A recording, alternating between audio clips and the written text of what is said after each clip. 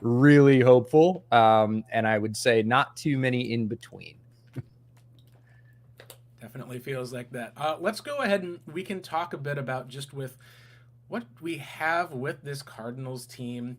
We have a very interesting setup overall, I think, with the Cardinals came into this season, and we all knew that as far as close to tanking, or at least saying the Cardinals are going to be non competitive, that's what they've really done. We've seen how Arizona has come in and they've been going, hey, we're going to cut DeAndre Hopkins. We're going to move on from a lot of these kind of core veteran players. JJ Watt obviously retired, didn't bring back some of their top free agents. And Kyler Murray was going to be out for the first start of the season. Arizona at least felt like they embraced this as a rebuilding year. And for the most part, it can feel like it's been a tougher year for Cardinals fans sitting at 3-11. But when it comes to expectations, is this kind of fitting what Arizona's expectations have been? Do you think, at least for you? Nationally, I saw people saying they ain't going to win a game. How do you feel Hmm. like the Cardinals, at least from outside of the desert, have at least done according to where people expected them to be this year? I think, like you said, they're doing a lot of things that they need to do, and it's rare in the NFL that you get a mulligan. Like you said, it's tough for Cardinals fans. It's always tough for fans when your team's not doing well. But there's a lot of work that needs to be done in Arizona. Monty Osborne came into a situation that was not primed and ready to make a Super Bowl run. And it's pretty rare that you get a space where people go, hey, it's okay if you tear it down to the studs. We're not expecting anything. Now, that never lasts more than about 6 or 7 weeks because there's no patience in the NFL, but he's done a lot of the work he needs to do to start that renovation.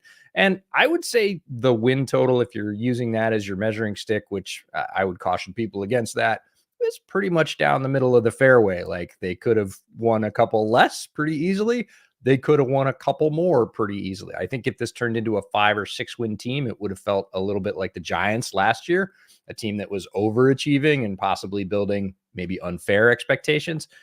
At 3 wins, I think that's about where most people are kind of nodding and going, yep, that's what we figured. Right.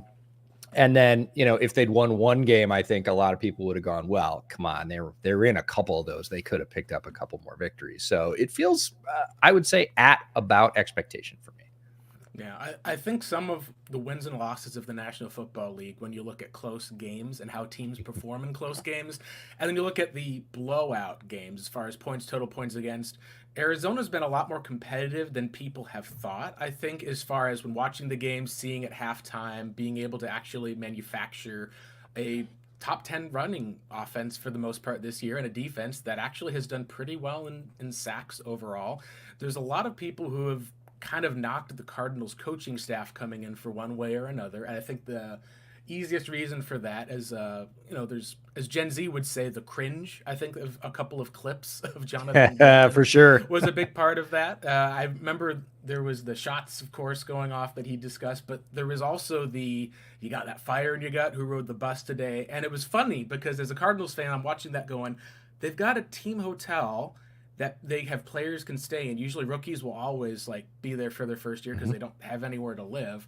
There's players who come in, but there's a lot of times that players will just drive straight to the practice facility or to the stadium for training camp from their own house because they'll be living in Arizona. So I'm like, okay, when he says who took the bus today, he's like, who are the newbies who are in the hotel, and like who are the players living in Paradise Valley and like the $1 million like mansion, and everyone else is like, oh no, you got to ride the bus, you're going to be gritty today. So it was interesting to kind of see, I think, and that matches with the perception, I think, of a lot of people with Jonathan Gannon, with this football staff, with guys like Drew Petzing, guys like Nick Rallis calling the defense, and with some of the results, especially when you look at how the Eagles especially have been struggling, it seems like, without some of their best coordinators this year, have taken a step back. It really shows, I think, that the Cardinals may have actually gone out and done a decent set of hiring with Jonathan Gannon and Monty Ossenfort, which is something that it's been hard to say since the Bruce Arians era. And I think, if nothing else, that's given some Cardinals fans a bit of hope. Has there been anything you've at least been able to whether see, or maybe even just seeing the impact that the Eagles have had from seeing Shane Steichen and Gannon and those guys depart, that you feel like Cardinals fans can hang their hat on, since this regime will probably be here for next year, and we'll see about the years after that? Yeah, you're right. It is the bedrock of an NFL organization. You have to have a head coach and a GM who are on the same page and talented, quite frankly. And I know there are a lot of questions about that. Gannon had a short tenure in Philadelphia, but he's an up and coming young coach. I think a lot of people looked at the defensive focus and went, "Wait, offensive coaches are winning right now. What did we do? Did we go for second best?" In terms of the Eagles, it's funny. Yeah, Shane Steichen's done a tremendous job with the Colts. The Colts should not be anywhere near as competitive as they are, especially having started a rookie quarterback and then losing that rookie quarterback and starting Gardner Minshew for the rest of the year. He's done an amazing job. But Gannon, I think, with the first impressions, you're right. It happened with Nick Sirianni. It happens with, seems like a lot of coaches these days where there's something early, even Dan Campbell with the biting the kneecaps news conference. Like when he came in, people were like, what is this?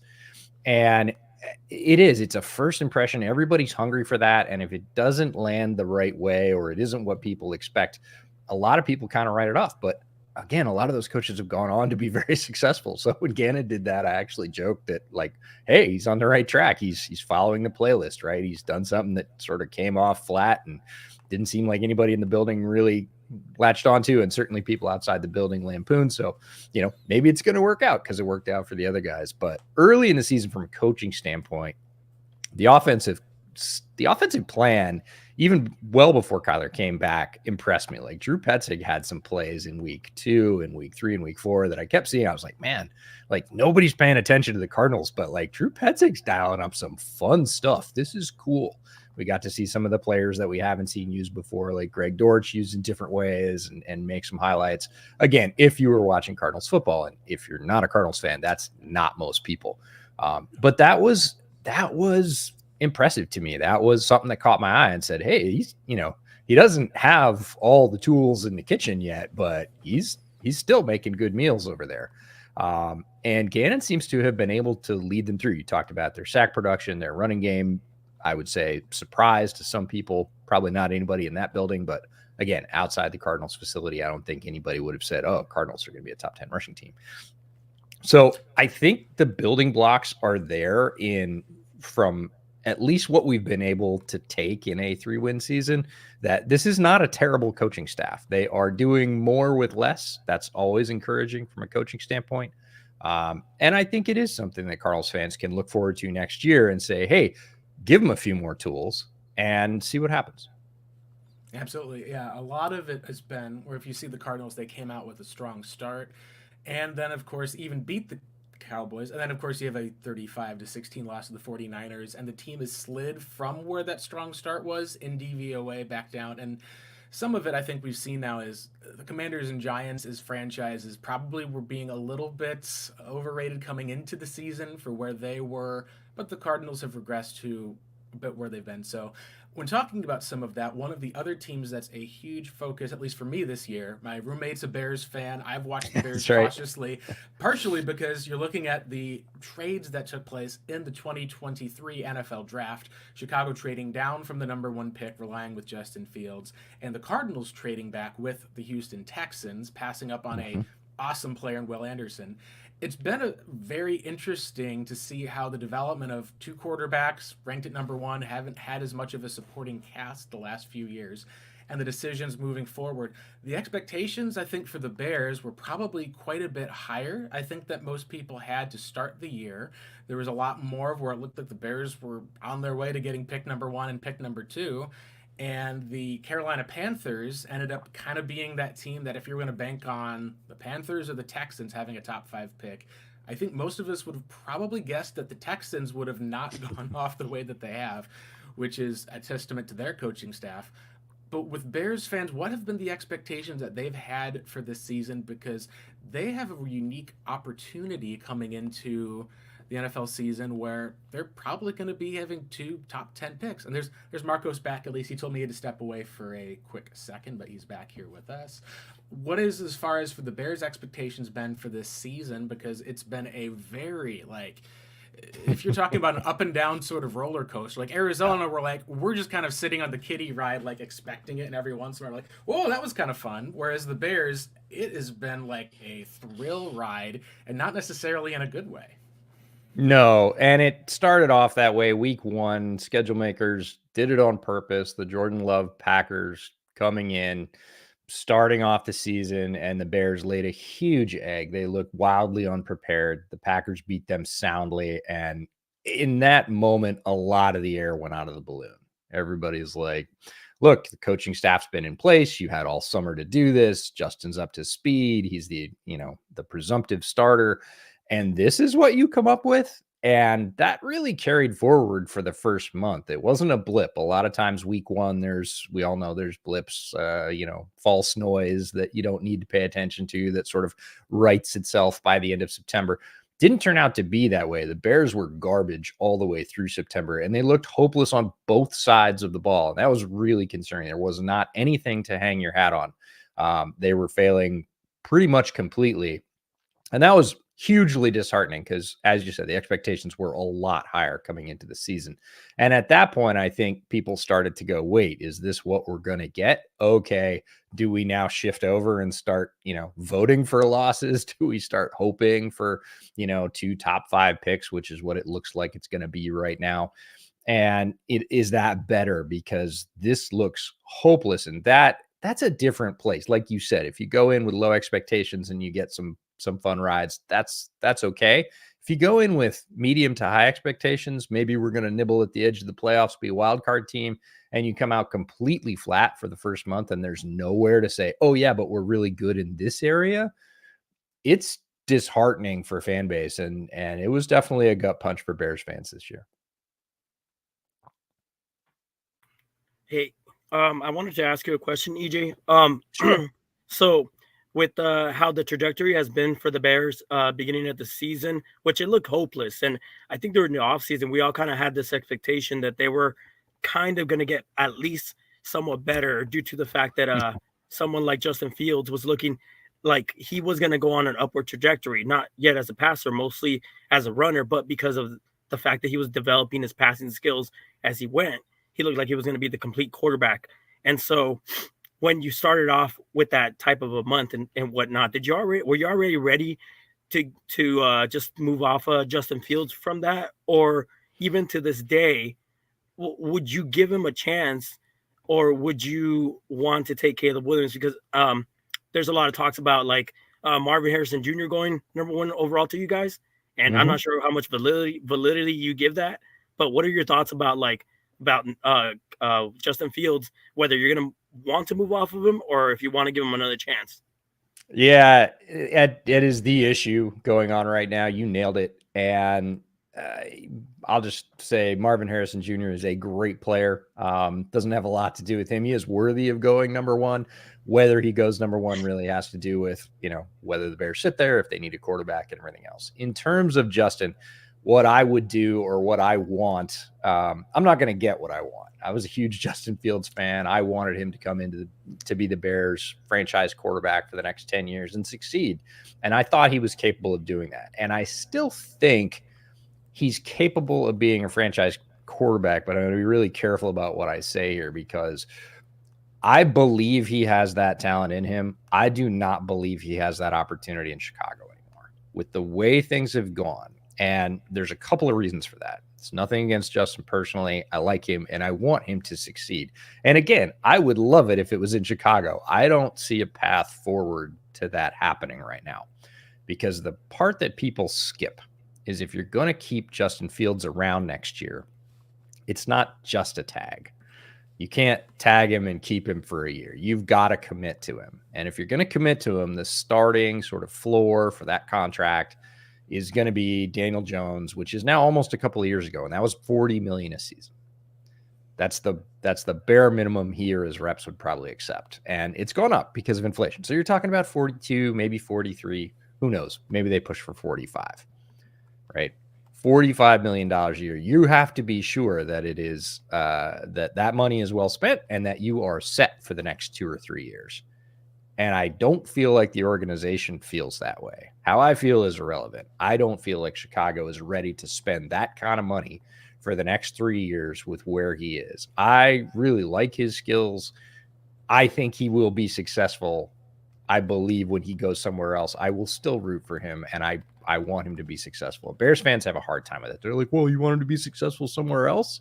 And I was like, no, that's not the case. I would like him to be successful in Chicago. I don't think that's going to occur for a bunch of reasons. That makes me sad, but I also think it's a fact. And then coupled with the fact that they're staring down the number 1 pick, and there are very good quarterback prospects in this draft, those things just don't line up.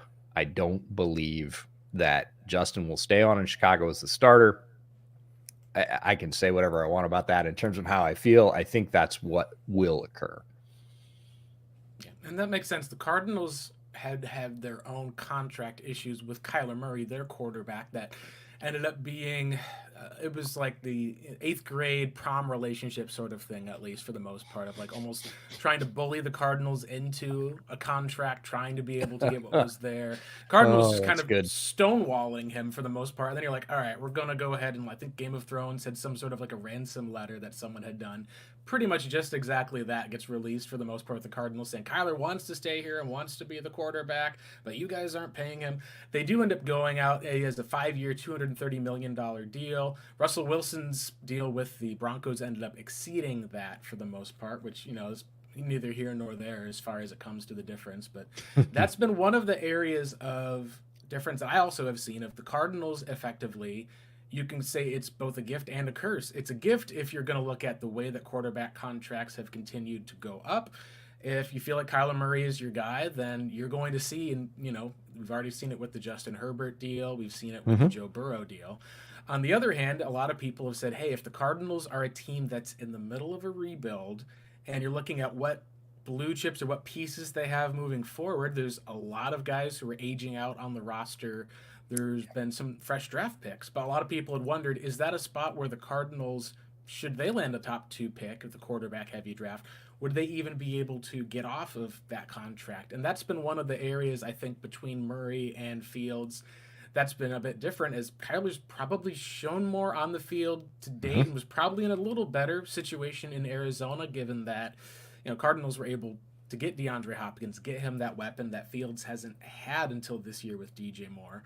But on the other hand, even though that has been shown better, a lot of people have questioned, if a quarterback isn't worth that contract or you can move on, if that can handicap a team somewhat in terms of rebuild. Do you feel like from what we've seen with Kyler Murray and what we've seen from that deal, is this something where the Cardinals fans should be looking forward to at least? Or is this a spot where, hey, we signed this guy to a deal and now we can't seem to get rid of him? What's kind of the feeling you've had from what we've seen so far from Arizona's decision with the 26-year-old Kyler Murray? It was a big one. It was back and forth. I think you detailed that pretty well. It was not a clean situation, but some of the largest contracts in the league rarely are. I really think Arizona is in a slightly different spot than Chicago with quarterback prospect, even if you consider that their skills may be similar in a lot of ways. Kyler's shown more on the field when he's been there. Fans may be doubting that he can take you to the top rung, but that's, I would say, the fans of most NFL franchises outside of about 5 to 8 guys, depending on how you rank quarterbacks. Kyler's, just off the back end of that. He has top flight skills. He had a little bit of a better situation, but I think Arizona is more comfortable moving forward with Kyler than Chicago is with Justin Fields for multiple reasons. And one of them is he's demonstrated more success. I think they can work their offense around him. And I don't think that's, I don't think that's a fantasy. I can see a way forward to do that. The other thing that people always get hung up on, and this is going to be huge in Chicago for the offseason, which really starts now, is there is no bird in the hand, right? It's not always better with a rookie quarterback. The hit rate on rookie quarterbacks, even in the first round, is just barely over 50%. So you can look at, if you think there's 4 guys that are going to go in the first round, or you think there's 5 guys that are going to go in the first round, 2.5 of them are going to be garbage. Just historically, if you get lucky, 3 of them are going to be really good. You got to pick the right 3, and that's not always the ones that go first. So it's not a sure thing to move on, no matter how good a prospect is considered.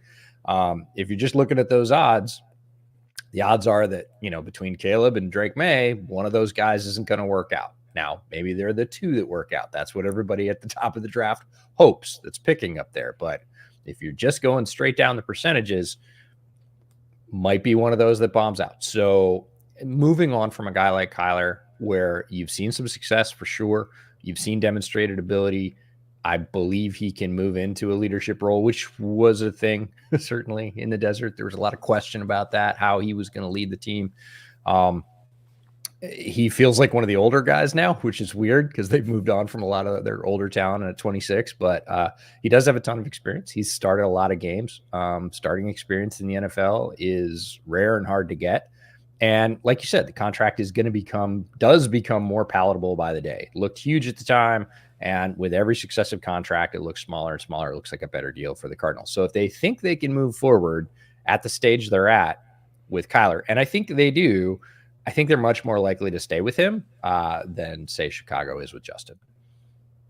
Yeah, and this is also a Cardinals team that we're talking about had a similar decision to Chicago in which they drafted Josh Rosen in the top 10, which looks insane at the time for the most part. And then it still looked insane, I think, for a lot of people just to keep where they were at with the general manager and everything.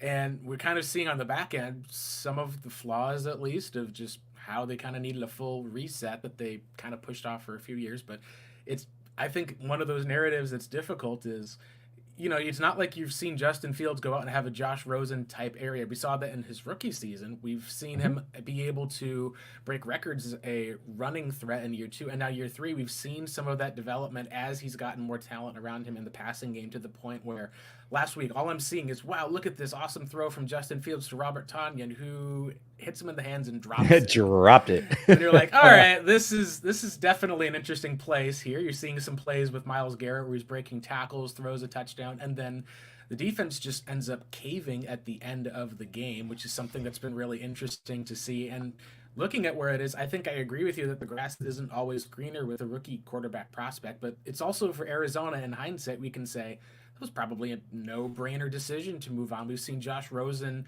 not even be in the league, while Kyler Murray has at least been able to make a playoff game, despite how that playoff game went. When it comes to some of that, how much do you feel like is on the quarterback themselves, and how much of it is on the surrounding cast and talent? Because with both Kyler and Justin Fields, there have been a lot of fans in Arizona who would prefer to move on from Kyler Murray for various reasons. There's a lot of fans who feel like Kyler has not been supported in Arizona. I feel like it's the same type of thing in Chicago when it comes to Justin as a quarterback as well, for that struggle and that tension back and forth amidst the fan base and amidst analysis of him. 100%. Like, nailed it. It is no different in Chicago. It is exactly the same. And to sort of answer your previous question first, like, I would say there's blame to go around. There's enough blame to go around. It's surrounding cast for sure. Before this year, if you look at last year, if you look at the wide receiver core that the Bears started off with last year, it's embarrassing. It basically says we're trying to lose. This year they go out, add DJ Moore, and that was very purposeful. That wasn't by accident. That deal for the Panthers pick would not have happened without DJ Moore. In fact, the Panthers tried to give another player, and Ryan Poles said, "Nope, no DJ Moore, no deal." Like, we need an alpha. We need a proven alpha. DJ Moore is that. He comes or the pick doesn't go, which has been a prescient move. If you look at both offense and defense, like Ryan Poles brought in your best player. Like Montez Sweat is the best player on the defense right now. DJ Moore is the best player on the offense, and they're both there because of things that Ryan Poles did. So credit to him as the GM, but the offensive line has been terrible this year. They thought they did enough. They suffered a rash of injuries. They didn't go get a center. That's looking like a terrible choice in hindsight. And you talked about the deep throw to Tonyan that hit him in the hands. It was one of the times he had time last week when he threw that ball. There were a bunch of other deep shots in that game. There were like 5 other deep shots that they didn't hit. Almost every one he had a hand in his face, whether it was a running back missing a block, a center guard combo that should have had somebody, didn't, had a hand in his face. So, there's some on, the surrounding cast you talk about. Last year it was wide receivers. This year it's offensive line. It's always something. Luke Getsy's play calling has been both better than it looks like, certainly in the stats, and worse in certain situations. He's dialed up some shots where, hey, if the offensive line had held, the guy was open, Justin could have hit him, but we don't get to see that. So it's not all on Getsy, but some of it is for sure. It's not all on the surrounding cast. Some of it is for sure. Tanyan doesn't need to drop that ball. And some of it's on Justin too. And there are certainly Justin fans in Chicago that he can do no wrong. It's everybody else's fault. If you just give him this, this, and this. But no quarterback in the NFL gets that. Josh Allen doesn't even get that. Like, you have to be able to elevate your play above that. We've seen Justin Herbert have terrible supporting cast in certain ways in a lot of the same areas, but still come up with some amazing plays. Justin has come up with amazing plays. You've seen that growth, but there's so much blame and it all goes around that it's difficult to pull that out and say, well, if Justin had this and better coaching and whatever, it would be great. He's still not sure of that. Sometimes he does get that, right? Sometimes the protection does hold up. Sometimes the play call is really good and he still sits back there for 3.5, 4 seconds and then breaks out. And the sort of frustrating thing with Justin is those are some of his best plays, the out of structure plays, but that's a tough way to run a railroad for a football team where just counting on 3.5 seconds to tick by and then Justin's going to do something superhuman. That's cool, and he can do it at a high level. With Kyler. I get it. I'm preaching to the choir here. You understand that very clearly, being in Arizona. But when you're looking at moving forward, it makes reading those tea leaves very, very difficult to say, okay, well, if we fix the offensive line and we bring in a different offensive coordinator and Justin takes a leap, everything will be great. Those are questions that Ryan Poles are going to have to answer. I don't really look forward to being in his spot. Like I said, I don't think it'll end up that Justin stays. I think he'll probably get traded for assets.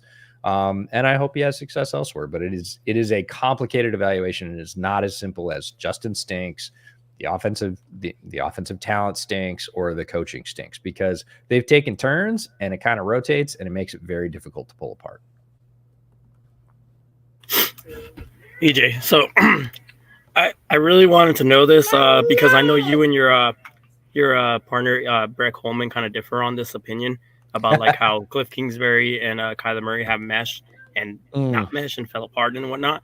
And so with this new trajectory, this new offense, and how you see the offense operating now with more of like a wide zone, outside zone, like Kyle Shanahan type of like offense where you implement Kyler Murray into it, something that he's never ran his entire career, even from his high school years. Yep. So with that being said, how do you feel about Kyler Murray with this offense moving forward? And how do you feel about him thus far in the 4 or 5 games that he's had this season? Yeah, it's a great question. I feel like it's less chaotic and in a good way. We just talked about the chaos working out. And again, if your offense is a coin flip, and a lot of times with the way that Arizona instituted the offense, it was Kyler, go make a play. Like if Kyler doesn't make a play, the offense isn't making a play. And that's tough. It is certainly one way to run that system. I don't want to say that's a feature of the system because that system's run all over the country, high school, college, and now we see it creeping into the pros as well. So there's a lot of different ways to run that system, but the way the Cardinals ran that system was very superhero ball on Kyler. And the new, again, small sample size, 4 or 5 games here with Drew Petzing bringing Kyler into this, there's less on him. And I think that's probably a relief to him. And it also, I think, gives all the playmakers around him, guys like Trey McBride, a little bit more credit. Like, no, you have to make plays too. You can't just sit back and wait for Kyler to do something superhuman. You have to help him, right? You have to do what you need to do on this play. The Shanahan system you're talking about is more reliant on timing, on guys being responsible in their routes, holding their blocks, certainly for, yards after catch. Like it basically brings everybody into the same circle of responsibility that says, no, you all have to do your jobs here. And there was less of that under the old system, and the highs are very high and the lows are very low. This feels a little bit more even to me, and that's encouraging because I don't think it sort of legislates out that Kyler Murray explosiveness, which you don't want to do. He's a very explosive player and thoroughly capable of making wow Superman plays when he needs to. But making that the centerpiece of your offense didn't feel as productive to me, and it felt a lot more stressful. Yeah, and it's interesting still to see the impact that having a mobile quarterback has on the running game, because these are, when you take a look just at the pure statistics, these are two very similar teams with Arizona and Chicago. They're like 22nd and 24th, I believe, as far as total offense. They're both near the bottom of the league in terms of passing, but they're both two top 10 rushing yards per game offenses. And it's interesting, then you're like, okay, this is like strength against strength. And then the biggest difference, of course, being that we've seen Chicago has seemed to be able to have their talent get healthy the last few weeks, and that defense has been playing better.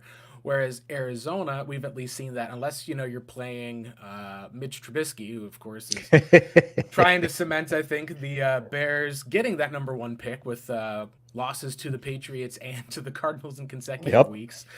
We've at least seen that Chicago's gotten something now with Montez Sweat from an edge rusher. We've seen Jalen Johnson be able to make plays. I think TJ Edwards coming in at least as a free agent signing. The Bears defense has started to really pick up for the most part, whereas Arizona's, it's felt like, has been more shuffling the deck. The thing that's been interesting, and maybe you can speak to some of this, is it feels like the Cardinals have had the talent as far as where the coaching staff and the talent are at least working together. They just don't have it. Whereas the Bears, we've seen kind of some consistent games that have been blown with late leads. And coming into, I think, the first half of the season, people said, hey, if the first half was the season, the Cardinals might be a Super Bowl winner for how good they're playing in the first half of games. And then they would fade in the second half. It feels like with Arizona, and how much of it is talent discrepancy, do you feel like, for why both of these teams are seeing blown leads in the second half? How much of it is on the coaching staffs themselves as far as the decision to move forward? Is it feels like we're all giving the Cardinals a pass, and maybe that's the wrong thing we have. But is Chicago going to be moving forward with their coaching staff, or is this really the same type of thing of you need to recognize that they're not having talent, and now that they've gotten the Montez Sweat, now they have a healthy Jalen Johnson, we're starting to see some of the fruit of that. Yeah, lots to unpack there. I'll start with Chicago and then go back to the Cardinals. The big difference for the Bears defense, again, the first month was complete garbage. They fired their DC. The head coach took over defensive play calling, which, again, is Matt Eberflus's, trajectory throughout the league. That's his past. Didn't do a great job. And it wasn't until he hired defensive, I think consultant is his title, Phil Snow, that the defense turned around. And it turned around pretty much immediately. As soon as Phil Snow came in, they were a very good rushing defense and nothing else. They were a terrible pass defense. When they got there, the defense was simplified and started to tighten up almost immediately. You can really look at Phil Snow's arrival as a sort of pin you put in the schedule and look at defensive statistics, and they change very rapidly after Phil Snow shows up. A few weeks after that, Montez Sweat is added because I think Phil Snow went to the leadership and said, hey, I'm doing everything I can. We need some pass rush. We don't have any. Go get some. And Ryan Poles goes out and gets him a great one. And then you really start to see everything mesh and kick together, because now you don't just have coverage. Guys get healthy. TJ Edwards, you mentioned as a free agent addition, was outplaying the obviously higher profile Edmonds when he came in. He's leading the Bears in tackles. He's added some pass rush. He's a Chicago guy that got to come home. It's a great story, but everybody started playing around him. And the Bears defense is top 5 unit in the league, has been for the past 5 to 6 weeks. And again, most people don't pay attention to that. Now you talk about the collapses, and I really do think that's more on coaching. The Bears have guys, and they're just, you talked about the leap that we want from Justin Fields, what we all wanted to see from the coaching staff. And this is Eberflus and Getsy. Alan Williams, I think, was more of an afterthought as a defensive coordinator, but really from the offense and from the head coach is you wanted to see them win some games that they shouldn't. You wanted to see them take some games that were close and close them out. And I think that's the sign of a good staff. And we've seen that, as you mentioned, from Shane Steichen. Gannon has kept his team in games longer than I think some people would think. And I think that, again, points towards coaching. You say, hey, but the Bears have guys, it's year 2, and they're giving away more of those games than they are, standing pat and winning them. And that's frustrating. That's why I think Chicago should move on from this staff, get a new staff next year. Again, the Justin question looms large. We'll see how that goes. I do believe Ryan Poles probably deserves the chance to now spend all these draft picks and all this money that he's basically hard won through the last 2 years of GMing. But the coaching staff has Luke Getsy, again, we talked about his play calling, but really Matt Eberflus had not won a divisional game until they beat the Vikings. Like in his tenure, like that is not a recipe for success. And then they win back-to-back games, and that was the first time he'd won back-to-back games. They happened to both be divisional games, which is crazy. But he had not won 2 straight games as the coach of the Bears, and he had not beat a divisional opponent until, what is it, week 12 of year 2? Like that is not great. That is an extremely low bar. So Bears probably move on from the coaching staff. Defense has performed extremely well. They have a lot of guys. Defense performed pretty well for the Cardinals. Like you said, it fell off deeply in the second half. As you look through the defensive roster, it's tough with as many draft picks as the Cardinals spent in past years on, high draft picks on defensive players. But as you look through the roster today, like I would not be upset if the Cardinals picked one alpha wide receiver up top in the draft and then spent every other pick they have on defense. Like they need it. They need Jimmy's and Joe's. Like if you look through this defensive roster, it is, I don't want to say it's barren. There are guys I like there, and they are NFL players. There are guys that could still develop, some young players. There is not a lot of talent. If you compare them to defensive units across the league, this is a probably bottom 5 defensive roster, just in terms of like horsepower.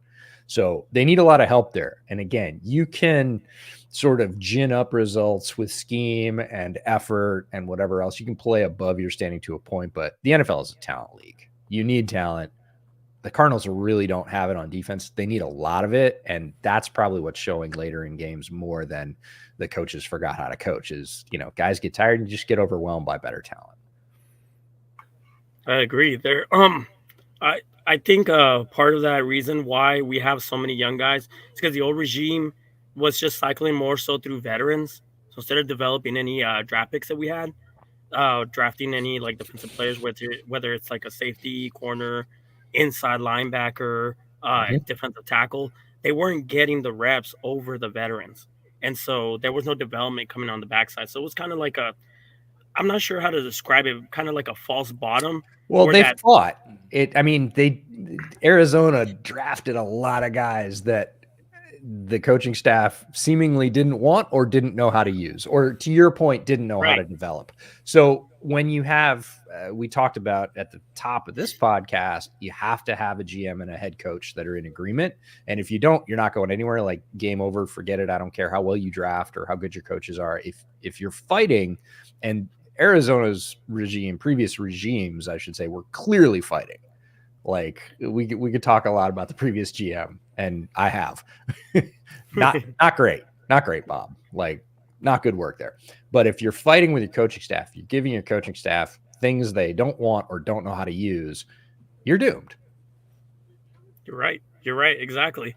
And there was a disconnect this year. At least we can say for the very one thing that the Cardinals fans are not used to that they should have been used to is like actual draft picks contributing.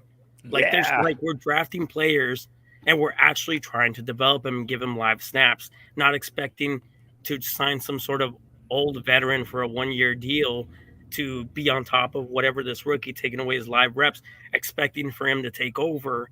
Whereas what people don't understand with some certain circumstances is practice, but live snaps, you cannot replace those. So it would be frustrating. I was like, oh, I'm not excited about this young corner that they just drafted because he's not going to see the field. Or I'm not excited about so-and-so outside linebacker because he's not going to see the field over this player. Well, now they're like, hey, we're throwing you in the fire, and whoever hangs, and whoever doesn't, we're just going to get rid of. And I love that about him. I was a big Cam Thomas fan, but I'm not sure if it's just, hey, we threw you in the fire and you're just not producing like you were before or like what we saw before.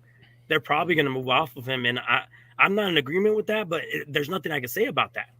I can say about that. If he's not producing, he's not producing. Yeah, it is. The NFL is a meritocracy. One of the last ones we have, which is pretty cool. Like if you don't go out and take advantage of those plays, you're not going to play for a long time because it means people's jobs and they're not willing to sacrifice their job for you. And, I like Cam Thomas a lot as well. He, I think, maybe performed a little bit better with the old regime. One of the few players that did. Maybe just necessarily isn't a fit with what, the new defensive, it doesn't look like it, right? He's currently third string.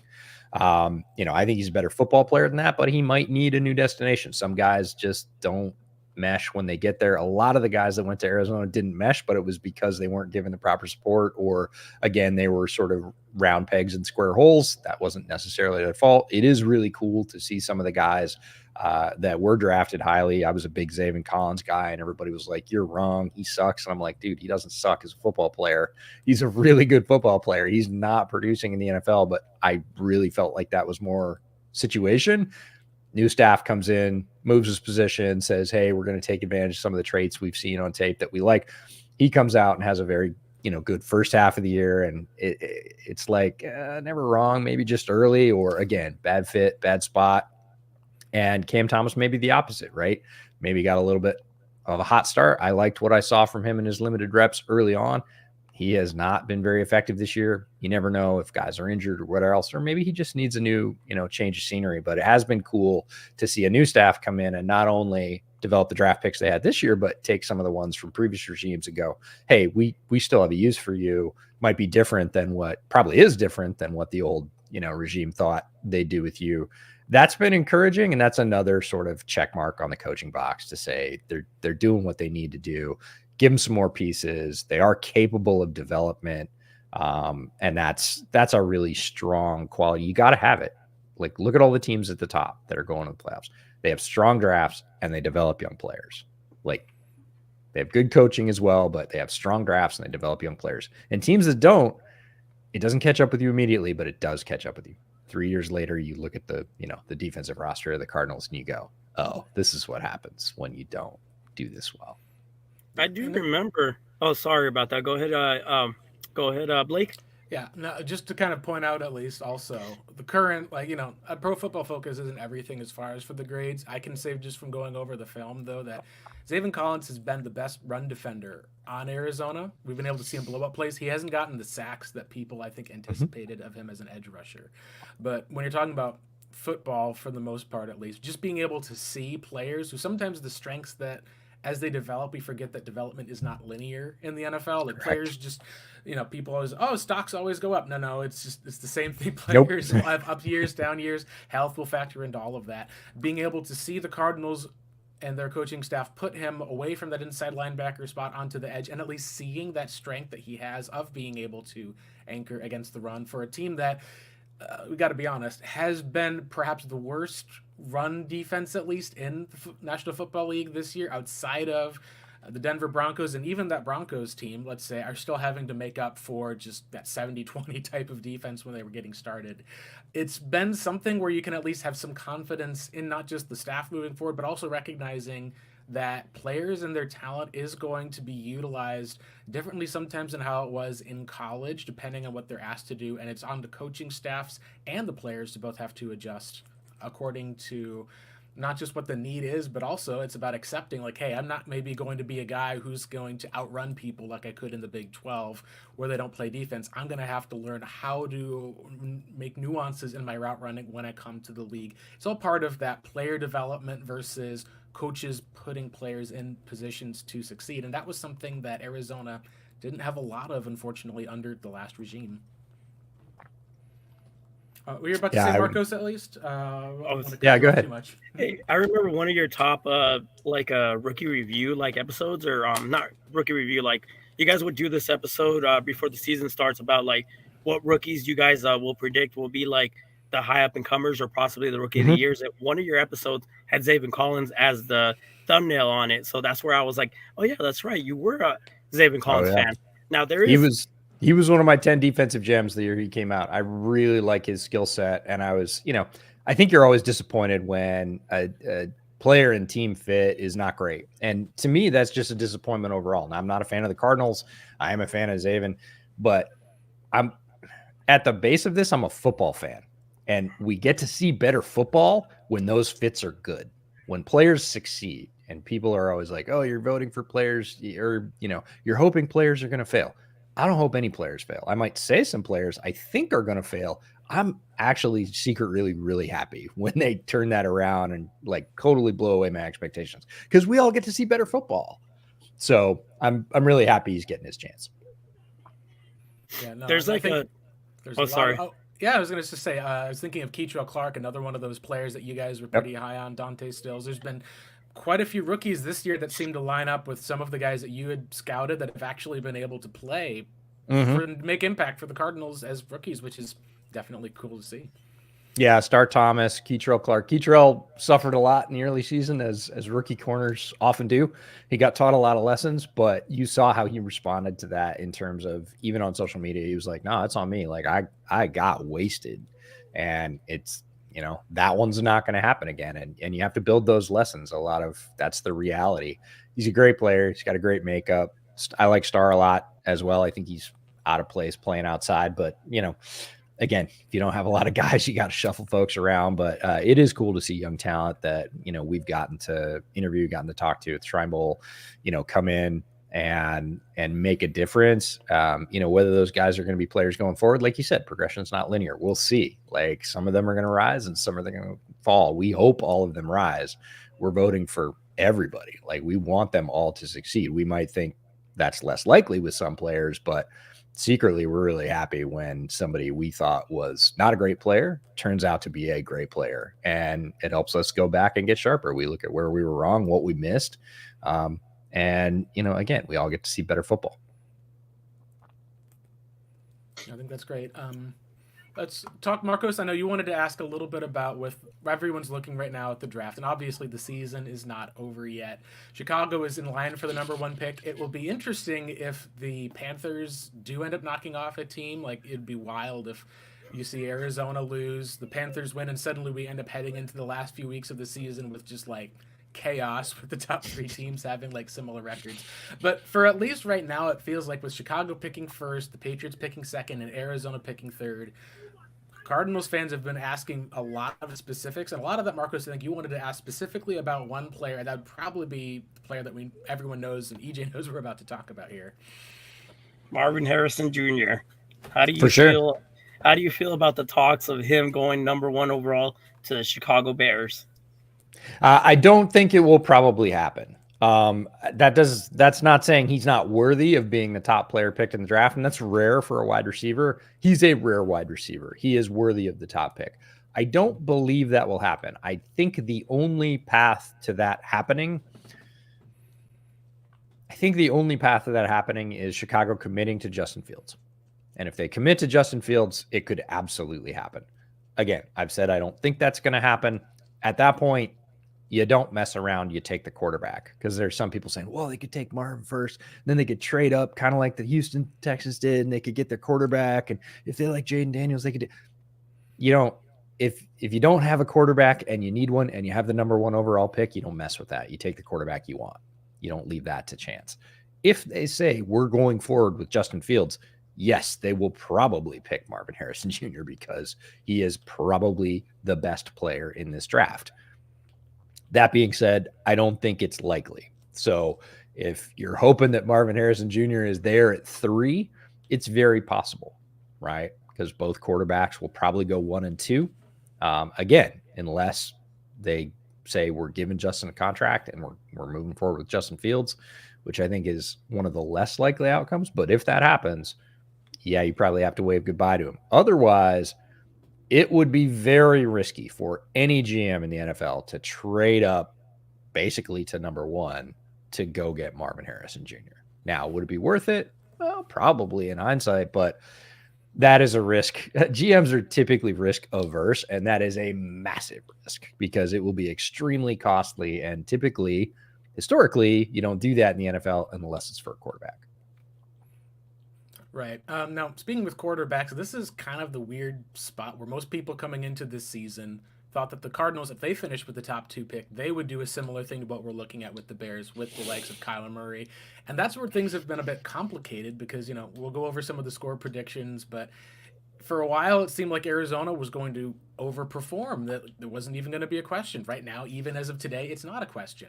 Well, then as the season stretched on, it started to suddenly kind of realize, okay, this is a team that's defense is not set, and outside of Kyler throwing to Trey McBride, the long-term chance at least of this team being able to succeed feels like it could be building around Kyler, adding that sort of threat. But if they end up in a spot where if they lose out and the New England Patriots happen to, Bill Belichick, decides to stick it to the Jets again for the most part, that's going to be a really interesting place where, it feels like if you're picking at one, you're probably taking the quarterback no matter what you're doing, is just how it feels.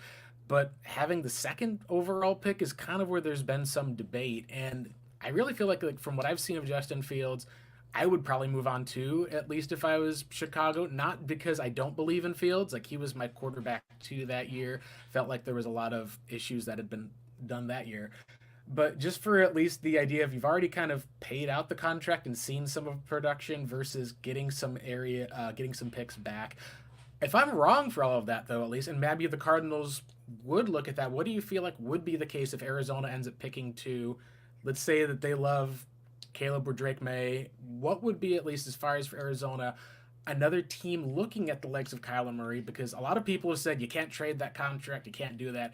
This is something that really, it's maybe, I don't think, going to happen. I think the Cardinals could have one more win left in them, but on the off chance that they are picking second, is it better for the team to be able to then just get that top talent and roll with the quarterback, or even trade back for more picks like they did a year ago, versus, being able to just restart the clock and see what they would get for the veteran?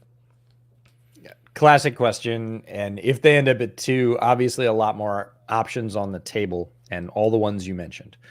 Stay, pick a quarterback, trade Kyler, pick a weapon for Kyler, trade the pick. That's going to be a very attractive option, because there definitely are going to be teams that want that pick. It will be for Drake May. And teams will overpay for a quarterback at the top of the draft. So Monty Ossenfort staring down the barrel of a roster that needs a lot of rebuilding. They're not one or two or probably even three players away. They need a lot of young talent. And he's looking at that haul of picks and saying, I have my quarterback. There's a lot of good wide receivers in this draft. I can refill later on, especially if I have a boatload of picks. I imagine that, again, if they're set with Kyler, they would sell that pick. It would make a lot of sense for them to do that, and they would get a very good return. There's not going to be any hometown discount.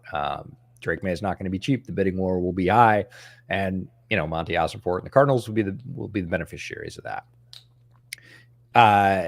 If they think they want to reset the clock again, you're dipping your toe back into the water that you guys have already done before in terms of the whole Josh Rosen and Kyler thing. Maybe he's not good. Maybe Drake May is the 50% that drops out. I don't tend to think so, but you never know. And, do Gannon and Petzig want to reset that clock with the rookie? Because rookie starters in the NFL, no matter how good they are, I mean, you look at Justin Herbert's rookie year, which was record setting, until CJ Stroud came along and kicked the can down the road. Like, it happens more often than it used to, but the Texans still are not a good team, right? And do you think the Cardinals are more talented than the Texans overall? I would say they're not. So you're looking at sort of kicking next year into probably a losing record. Maybe, if you're lucky, sniffing a wild card spot. That can be tough to sell, right? You're resetting the clock, but you're also saying we're going to not be good for next year as well, because you want to get that rookie starter reps. Rookie starters do not typically lead teams to the playoffs. So I think they would probably stick with Kyler in that and sell the pick for King's ransom and ride happily off into the sunset, hopefully spend those picks well and really build a base that they can move forward with. That would probably make the most sense to me.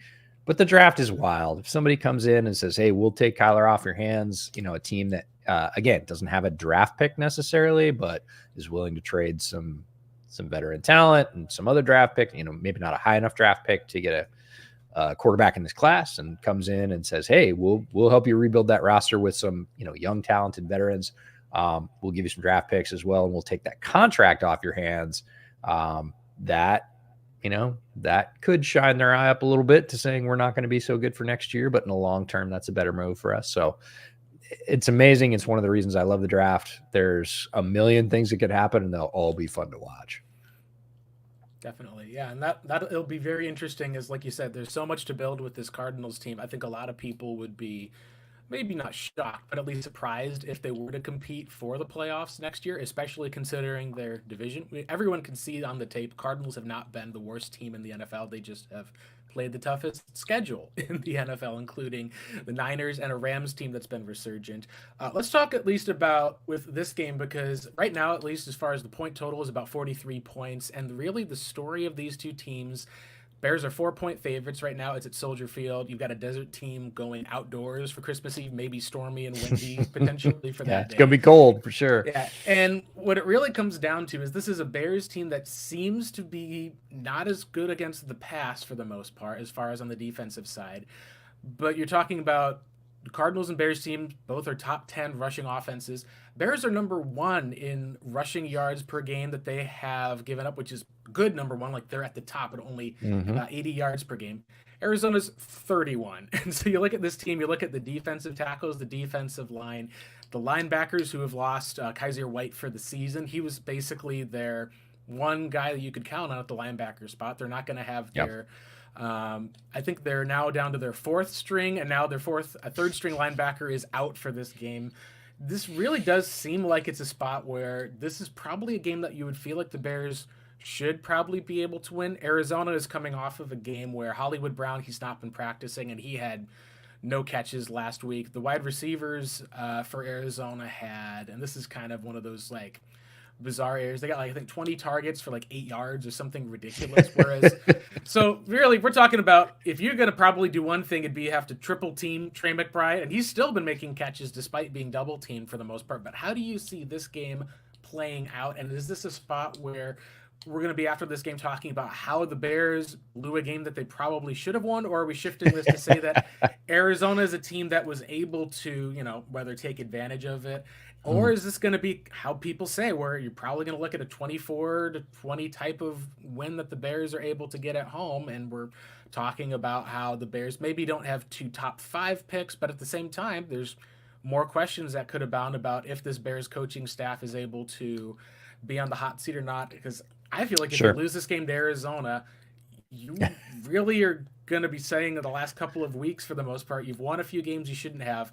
But when it comes to dropping games you should win, I feel like that this is actually more of a pivotal game for Bears fans in terms of knowing this coaching staff. And for Cardinals fans, like they thought this is going to be the Marvin Harrison Jr. Bowl is what we thought. Then they go out and beat the Lions last week. Now it's like Cardinals fans are like, don't ruin the tank at least. And if they do get a win, it may be this game. How do you think it plays out, EJ? It's going to be very difficult for the Arizona offense to move against the Bears defense. They're not missing that many starters in terms of key starters. The secondaries come together and played really well since especially the safeties came back to health. Kyler Gordon has really developed. A couple of their young corners are starting to play pretty well. They're rotating them. Tyreek Stevenson's starting to make the plays we hoped he would when he was drafted. And Jalen's been very solid. You add the pass rush to that and the fact that they are not going to let the Cardinals run. The Cardinals are pretty good at running the ball, but the Bears are great at stopping the run. And they've been very consistent with that for the most part. So they're basically going to make the Cardinals go to their left hand and try and throw the ball. And then they're going to be, giving Montez Sweat more pass rush opportunities. Javon Dexter's been having some great collapse the pocket moments as a rookie from the middle of that line. So it's going to be tough for the Arizona offense. For the Chicago offense, like you said, it would be smart for Luke Getsy to just dial up, 80% running plays and see what they get. And if they start rolling on the ground, and this Bears team has rolled a couple of times this season on the ground, if they start rolling on the ground and their defense plays up to expectation, I don't really see a way the Cardinals win this game. If for some reason the Bears can't get out of their own way running the ball and they do force the ball with the weather, Justin to throw it, that's a much more high variance game, and the Cardinals' chances of winning that game go up. I'm not going to say it cements their chances of winning, but like if it plays out that way where Chicago cannot get the running game going for one reason or another, through whatever Christmas miracle that doesn't occur, the Cardinals will have a better chance in this game. Still going to be tough for them to win on the road, outside, late in the season. I would say the Bears probably squeak by. I don't see them rolling the Cardinals by probably even a full touchdown. This is more like a couple of field goals, maybe. So I would say Bears win in a somewhat close game. More of a defensive struggle than people think, probably for both sides. Awesome. Marcos, what do you have as far as for the score prediction, how you see the game going? Well, I'm kind of on the same circumstances what EJ had mentioned. So the same thing goes for me is like the Cardinals. Obviously, they haven't been able to stop the run for like 5 years now, and that is their massive weak point. And that is going to be the game plan, and that is going to be the thing that's going to either make or break the game. I've always mentioned if any team can run the ball on the Cardinals consistently and get success doing so, that's all they're going to try to do, and they're just going to try to dial that up and then, play the game of like, hey, we're going to win the time possession battle. We're going to move the ball the way downfield. We're going to get field goals and touchdowns. And after that, we're just going to put it on your offense to beat our defense, which that is the strong point of the Bears right now is the defense. So it is going to be a situation where Jonathan Gannon and Nick Rawlins will have to focus on what are they going to do against the run. So if they are able to stop the run and not be the worst team in the NFL or the second worst team in the NFL against the Chicago Bears, then the variance is higher because then they're going to have to, just like you mentioned, EJ, they're going to have to make Justin Fields throw the ball, and then the arm is going to have to win. And on the other side, same thing goes for Kyler Murray. They're going to test Kyler Murray throwing the ball, especially doing what other teams have always done, force him to throw over the middle. Obviously, this year is different with Trey McBride's emergence and then him dominating over the middle and out to the outside. So with that, they might be able to move the ball consistently with that, but it's going to be just like every day. I mean, every game, it's going to be hey, we're going to vacate the middle. We're going to build that picket fence over the middle to try to block that vision. And we're going to bat some balls down and we're going to dare you to throw over the middle. And Kyler Murray's answer is going to be like, well, I got Trey McBride. I think that's a good way to McBride versus Edmonds is going to be a really interesting, or Kyler Gordon. I really think Kyler Gordon's been playing a lot more nickel, and I think they're probably going to put Kyler on Trey McBride, and that's a fascinating matchup of sort of different styles. But I'm going to be looking at the tape for whoever they put on McBride, and especially when Gordon's there, because that's strength versus strength, like you said earlier, and it's going to be a lot of fun. Absolutely. Yeah, I think two things to take the over for in this game is you feel like that the Cardinals cornerbacks have been rough, so you'd probably expect some DJ Moore touchdown to be able to be there. But this you would hope. Yeah, you'd hope. But it is going to be a rainy game, at least is what it feels like. So what I would say for sure is if you're in like, a fantasy championship or waivers, however it goes, Kyron Williams going off for 300 yards in the two games against the Cardinals, and how good his yard, I think he had 8.4 yards per attempt, not even yards per carry, yards per attempt. Yep. Against Arizona. If you've got Roshan Johnson, or if there's any way and possibility, at least it's there, this is probably the week to play him against the Cardinals' 31st ranked run defense. Is probably going to be what I think is, and we'll see. I've got it as like the Cardinals coaching staff I like better, but I could see this being like a 27, 22 or 21 type of game where Arizona's kind of scoring late, whether in a field goal and then having to try to go for an onside type of kick. I think that's what we're going to be looking for here with this Cardinals Bears game. But that's all the time that we've got for today. I know I've got to get running. EJ's got to get running. Before you go, if you could just shout out at least some of the places where people, if they're not already, following you guys in the podcast or the work you do, go ahead and feel free to plug yourself. Yeah, absolutely. Most of the work's over at Bootleg Football on YouTube. Just type in Bootleg Football. Make sure to subscribe. Certainly helps the channel and the content get out. Also do Bears Over Beers once a week. That's over at an SB Nation site, Windy City Gridiron. You can see me there on Wednesday nights. We live stream for an hour, talk about Bears issues, and sometimes don't talk about Bears issues because, boy, that can get depressing. But, we do fun stuff like holiday food drafts instead. No, that should be fun. At least, yeah, Marcos and I are looking to do something special with the Bears game this week. You can find him at Pancakes Soul. You can find me at Blake Murphy 7. As always, follow our pod at the Redbird Reboot. Thank you guys so much for listening. It's time for us to log off. Take care, everyone. See you guys.